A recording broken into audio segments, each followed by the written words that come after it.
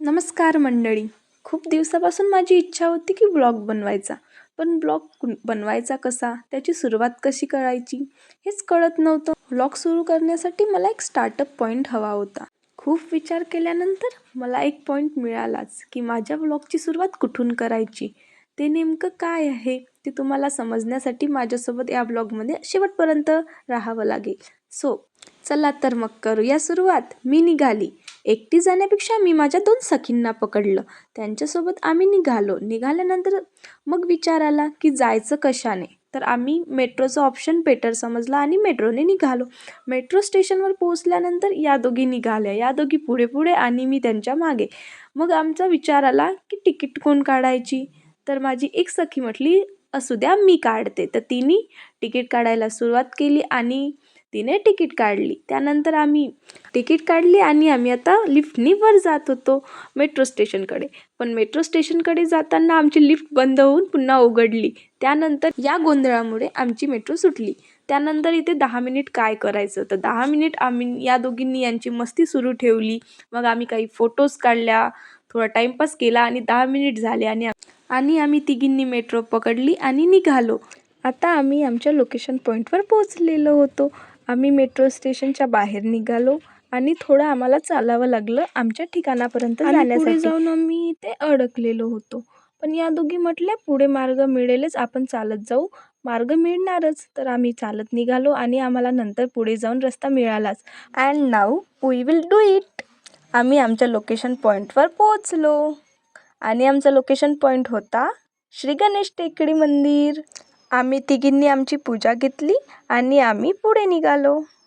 नागपूरचे टेकडी गणपती मंदिर सुमारे 250 ते 350 वर्षांपूर्वीचे आहे. ते भोसलेकालीन सीताबर्डी टेकडीवर असलेले एक प्राचीन मंदिर आहे, जिथे स्वयंभू गणपतीची मूर्ती पिंपळाच्या झाडाखाली प्रकट झालेली असून ती आजही त्याच प्रकारे तेथे आहे. आणि ऐतिहासिकदृष्ट्या या टेकडीवर भोसले राजे आणि ब्रिटिशांचे युद्ध झालेले होते.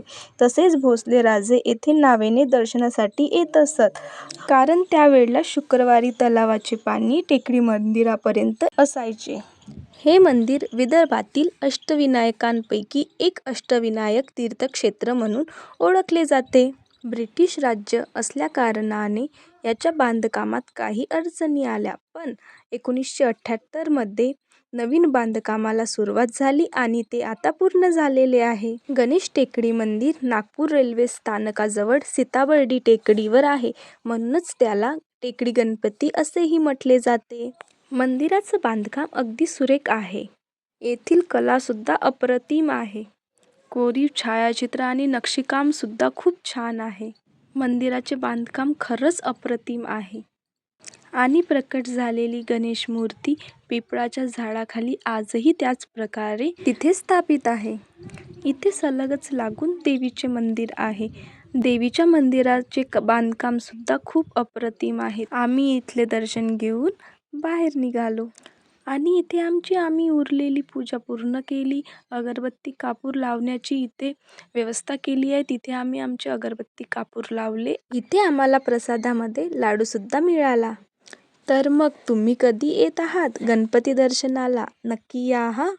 आणि माझा हा व्हिडिओ तुम्हाला कसा वाटला ते कमेंटमध्ये नक्की कळवा.